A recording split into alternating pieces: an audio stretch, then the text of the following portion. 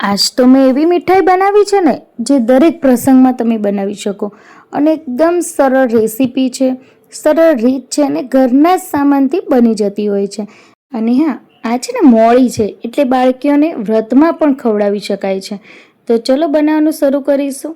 તો એના માટે મેં અહીંયા ઘઉંનો લોટ લીધો છે. હવે એની અંદર મેં ઇલાયચીનો પાવડર નાખ્યો છે. હવે પાણી નાખીને આપણે એનું ખીરું બનાવવાનું છે.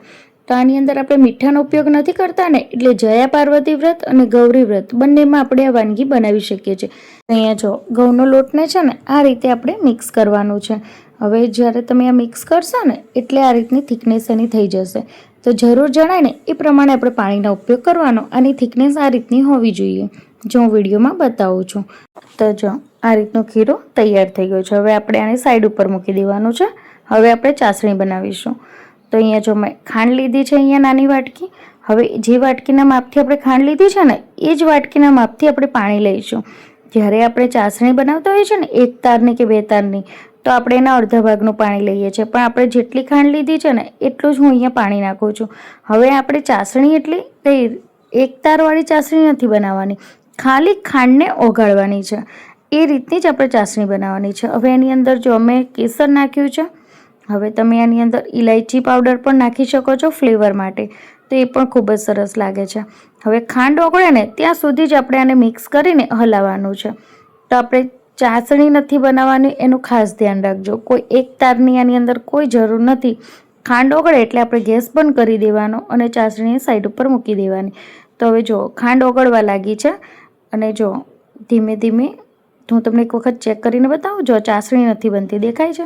તો અહીંયા મને જે રીતની જોઈએ છે ને એવી ચાસણી બની ગઈ છે, એટલે કે ખાંડ ઓગળી ગઈ છે. હવે આપણે સાઈડ ઉપર મૂકી દઈશું. અહીંયા જો મેં આ રીતનું એક મોટું વાસણ લીધું છે. હવે એની અંદર ઘી નાખવાનું છે. તમે ઘી પણ નાખી શકો છો અને તેલ પણ નાખી શકો છો. પણ હું અત્યારે જે મીઠાઈ બનાવી રહી છું ને એ વધારે ટેસ્ટી ઘીમાં લાગે છે. તો અહીંયા મેં ઘી લીધું છે. હવે ઘી ગરમ થાય ને ત્યાં સુધી આપણે રાહ જોઈશું. હવે બાજુમાં આપણું ખીરું પણ તૈયાર થઈ ગયું છે. તો 5-10 મિનિટ મેં સાઈડ ઉપર મૂકી દીધું હતું જ્યાં સુધી ચાસણી બની, બરાબર. તો જો ખીરું પણ સરસ થઈ ગયું છે. હવે એનું ફ્લોપીનેસ તમે જુઓ, એની થિકનેસ જુઓ, દેખાય છે તમને? આ રીતનું હોવું જોઈએ ખીરું તમારું. આ રીતનું આસાનીથી પડે ને એ રીતનું જોઈએ. બહુ જાડું ના કરી દેતા, નહીં તો પછી તમારે જે મીઠાઈ બનાવી છે ને એ નહીં બને. તો હવે તમને બધાને ખ્યાલ તો આવી ગયો હશે થોડો કે હું શું બનાવું છે ને. તો મીઠાઈનું નામ નથી નહીં, તો છે ભાઈ મીઠાઈનું નામ પણ આને છે ને માલપુઆ જ કહેવામાં આવે છે. તો અહીંયા મેં સાધનો પણ બતાવી દીધા છે વિડીયોની અંદર કે કયા કયા જરૂર પડશે, તો તમે જોઈ લીધા હશે. હવે ઘી મસ્ત ગરમ થઈ ગયું છે. તો આપણે આ રીતે નાની નાની સાઇઝના માલપુઆ મૂકી દેવાના છે. તો ઘણા લોકો છે ને મને માલપુઆનો વિડીયો મારો મેં મૂક્યો છે યુટ્યુબ પર, તેની જોઈને મને કીધું કે બેન તમારા જેમ તો તવીની અંદર તમારા માલપુઆ ઉતરતા જ નથી. તો હવે કંઈ વાંધો નહીં, આપણે આ ટ્રીક અપનાવવાની. આની અંદર આપણે કોઈ ટ્રીકની જરૂર નથી પડતી. બસ ચમચાથી આ રીતે ગોળ ગોળ મૂકી દેવાના, તો આસાનીથી માલપુઆ બની જાય છે. નથી એને કોઈ ઉખાડવાની ઝંઝટ કે નથી એ ચોંટી જવાના. તો તમે આરામથી માલપુઆ એન્જોય કરી શકો છો. અહીંયા મેં ઘી વાપર્યું છે, તમે ઘીની જગ્યાએ તેલ પણ વાપરી શકો છો. અને જો ધીમે ધીમે છે ને આપણે ઘીને આ રીતે ઉપર આને ફેલાવવાનું છે. બહુ ઉતાવળ નહીં કરવાની ફેરવવાની. જેમ ચડશે ને એટલે તમે જ્યારે ચીપિયાથી ફેરવશો ને તો આસાનીથી ફરી જશે. તો જો થોડું થોડું ઘી છે ને આ રીતે આપણે ઉપર નાખવાનું, એટલે એના માલપુઆ જે ઉપરથી છે ને એ પણ ક્રિસ્પી થવા લાગશે. હવે જો હું જેમ વિડીયોની અંદર કરું છું ને એ પ્રમાણે તમારે ચીપિયાથી ધીમે ધીમે આને ઉખાડી લેવાના. તો નીચેની સાઈડ ચડશે ને પછી જે ઉખડશે ત્યાં સુધી ચોટેલા જ રહેશે. એટલે બહુ ડરવાની પણ જરૂર નથી કે ભાઈ મારા માલપુઆ ચોટી ગયા. હવે આપણે આ રીતે ફેરવીને આ રીતના ગુલાબી કલરના થાય ને ત્યાં સુધી આપણે એને તળી લેવાના છે. તો છે ને એકદમ આસાનીથી માલપુઆ બની ગયા ને. તો હવે તો નહીં થાય ને તમને પ્રોબ્લેમ કે ભાઈ માલપુઆ તમારા તવીની અંદર ચોંટી જાય છે. પણ છે ને વાસણ આ રીતનું તમે મોટું લેશો ને તો તમે એક સાથે 3 થી 4 કે 5-6 માલપુઆ બનાવી શકશો. પણ જો તમે નાનું વાસણ લેશો ને તો એક જ બનશે. પહેલાં તો બધા છે ને પહેલાંના જમાનામાં તો બધા ચાચર રાખતા હતા. ચાચર, એ ચાચરની અંદર માલપુઆ બનાવતા હતા. તો આપણા માલપુઆ સરસ એવા બની ગયા છે. તો તમને દેખાય છે ને કેવા ગોલ્ડન કલરના છે. હવે આપણે એને સાઈડ ઉપર મૂકી દઈશું. અને હવે આપણે જે ચાસણી બનાવી હતી ને એની જરૂર પડશે. તો ચાસણી થોડી ઠંડી થઈ ગઈ છે. તો હવે એને આપણે થોડીક ગરમ કરી લઈશું. થોડી ગરમ થાય ને એટલે ધીમો ગેસ કરીને પછી આપણે આ રીતે નાખવાનું છે. હવે આમાં છે ને મેં વાસણ નાનું લીધું છે એટલે મને થોડી તકલીફ પડી રહી છે. જો તમે આ રીતનું પેલું જેમ મેં માલપુઓ બનાવવા માટે મોટું વાસણ લીધું હતું ને એ રીતનું મોટું વાસણ હોય ને તો બધા એક સાથે આપણે ચાસણીમાં ડૂબોળી શકીએ છીએ. પણ આ રીતે જ મારે મેનેજ કરવું પડશે. તો એક પછી એક આ રીતે મેં ડીપ કરી છે આની અંદર. તો ચાસણીની અંદર આ રીતે ડીપ કરીને આપણે છે ને એને 10થી 15 મિનિટ માટે મૂકી દેવાનું છે, જેથી બધી ચાસણી છે ને આની અંદર શોષાઈ જશે અને માલપુઆની અંદર છે ને સ્વાદ આવી જશે. તો થોડી વાર મૂકી દઈશું. ત્યાં સુધી આપણે બનાવીશું રબડી. તો રબડી સાથે માલપુઓ એકદમ ટેસ્ટી લાગે છે. એક વખત તમે આ રેસીપી ટ્રાય કરજો. તો એના માટે મેં અહીંયા જરૂરી સામાન લીધા છે. તો તમે જોયેલા વિડીયોની અંદર તો દૂધ છે, ખાંડ છે, મિલ્ક પાવડર છે અને મલાઈ છે. તો હવે આપણે મિલ્ક પાવડર છે ને એક વાટકીની અંદર લઈ લેવાનો છે અને આ દૂધ લીધું છે ને એમાંથી થોડુંક દૂધ નાખીને પહેલાં આ રીતે મિક્સ કરી લેવાનું છે. કારણ કે આપણે જ્યારે ડાયરેક્ટ દૂધમાં મિલ્ક પાવડર નાખીએ છીએ ને તો એની અંદર ગાંઠા થઈ જતા હોય છે. તો એ ન થાય ને એના માટે આપણે જે માપનું જે દૂધ કાઢેલું છે ને એની અંદર જ આપણે આ રીતે નાખીને મિક્સ કરી લેવાનું. તો છે ને ગઠ્ઠા નહીં પડે. હવે આપણું મિક્સ થઈ ગયું છે. હવે આપણે એક વાસણ લઈશું. તો અહીંયા જો મેં આ રીતનું એક વાસણ લઈ લીધું છે. એની અંદર વધેલું જે દૂધ હતું ને મેં નાખી દીધું છે. સાથે જ મલાઈ નાખી છે. હવે આપણે મલાઈને છે ને સરસ એવી ઓગાળી દેવાની છે. તો જો સરસ એવો ગેસ ફાસ્ટ કરીને પહેલાં આપણે મલાઈને ઓગાળી લઈશું. મલાઈ ઓગળે ને પછી જ આગળની પ્રોસેસ કરવાની. તો જો મલાઈ ઓગળવા લાગી છે. હવે આપણે એની અંદર ખાંડ નાખીશું. તો સ્વાદ પ્રમાણે ખાંડ તમે વધારે ઓછી તમારા પ્રમાણે કરી શકો છો. મેં અહીંયા થોડી ખાંડ નાખી છે. હવે ખાંડને ઓગળવા દઈશું. હવે આની અંદર આપણે તમે જે મિલ્ક પાવડરવાળું દૂધ છે ને એ પછી નાખવાનું છે, ખાંડ ઓગળે ને પછી. તો અહીંયા સરસ એવી ખાંડ ઓગળી ગઈ છે. હવે મિલ્ક પાવડરવાળું જે દૂધ હતું ને એ મેં આની અંદર નાખી દીધું છે અને આપણે આ રીતે મિક્સ કરી લેવાનું છે. તો જો મિલ્ક પાવડર આપણે નાખીશું ને એટલે થોડું ઘટ થઈ જશે.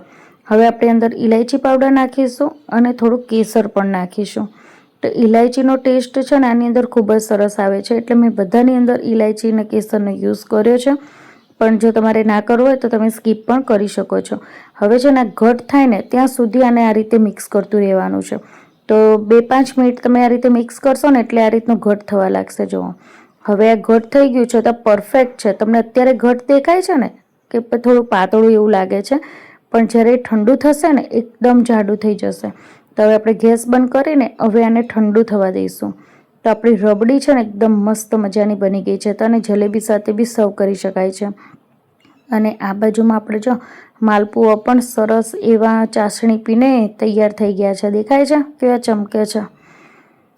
તો આપણે આમ નોર્મલી છે ને ખાંડ વધારે નથી ખાતા કેમ કે હેલ્થ માટે સારી નથી, પણ કોક દિવસ તો ચાલે. તો તમે અહીંયા દેખાય છે તમને રબડી પણ કેટલી મસ્ત ઘટ થઈ ગઈ છે. તો હવે આપણે એસેમ્બલ કરીશું. તો માલપુઓ પણ તૈયાર છે, આપણી રબડી પણ તૈયાર છે. તો હવે આપણે એક ડીશ લઈ લઈશું. હવે એની અંદર આપણે માલપુઆને ગોઠવી દેવાના છે. તો કેટલા મસ્ત દેખાય છે. તમને જોઈને મોઢામાં પાણી આવી ગયું કે નહીં? જો ખાવું હોય ને તો મારા ઘરે આવી જજો, હું ખવડાવીશ બનાવીને. હો પણ પહેલેથી કહેજો મને. અને હું કોને ખવડાવીશ ખબર છે? જે મને કોમેન્ટ કરશે એને. જે મને યુટ્યુબની અંદર કોમેન્ટ કરશે ને એને હું બનાવીને ખવડાવીશ.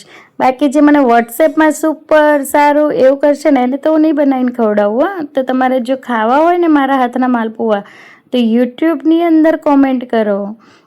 તો જો અમે સર્વિંગ પ્લેટમાં લઈ લીધા છે અને સાથે જ મેં આ રીતે ઉપરથી રબડી સર્વ કરી છે.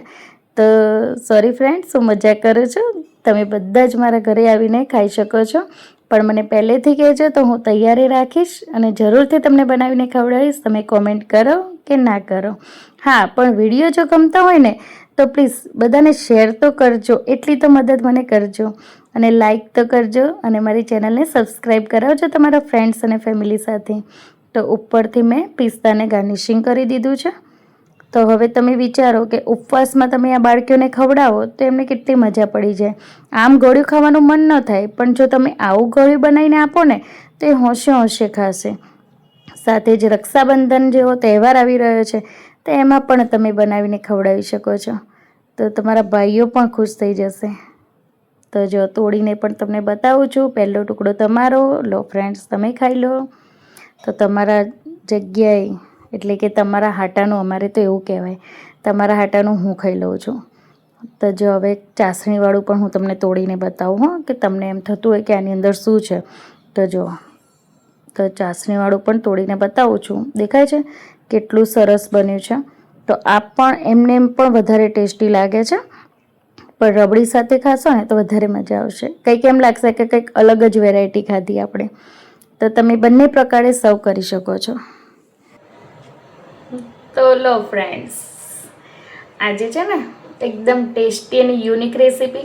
ઘણા દિવસથી થોડું તીખું ને એવું ખવડાવતા હતા, એક પણ વાર આપણે મીઠાઈ નથી બનાવી હે ને. તો આજે ગૌરી વ્રત સ્પેશિયલ બાળકીઓને આપણે આ બનાવીને ખવડાવી શકીએ છીએ. બહુ જ મસ્ત લાગે છે. અને તમે રક્ષાબંધન પણ આવી રહ્યો છે, તો રક્ષાબંધનમાં પણ આ મીઠાઈ તમે ઘરે બનાવી શકો છો. સાથે સાથે આજે ગુરુ પૂર્ણિમા છે, તો ગુરુ પૂર્ણિમાના દિવસે પણ બધા મોઢું મીઠું કરી શકો છો આનાથી. તેવું નથી કે ખાલી ગૌરીઓ કરતી હોય એ છોકરીઓ માટે જ રેસીપી છે, બધા માટે છે. તો રેસીપી જરૂરથી ટ્રાય કરજો, અને જો રેસીપી ગમે ને તો જ મારા વિડીયોને લાઈક કરજો, શેર કરજો ને સબસ્ક્રાઈબ કરજો. તો ચલો મળીશું આવી જ નવી રેસીપી સાથે નેક્સ્ટ વિડીયોની અંદર. જય શ્રી કૃષ્ણ, આવજો, બાય બાય. ત્યાં સુધી લો તમે પણ મોઢું મીઠું કરો.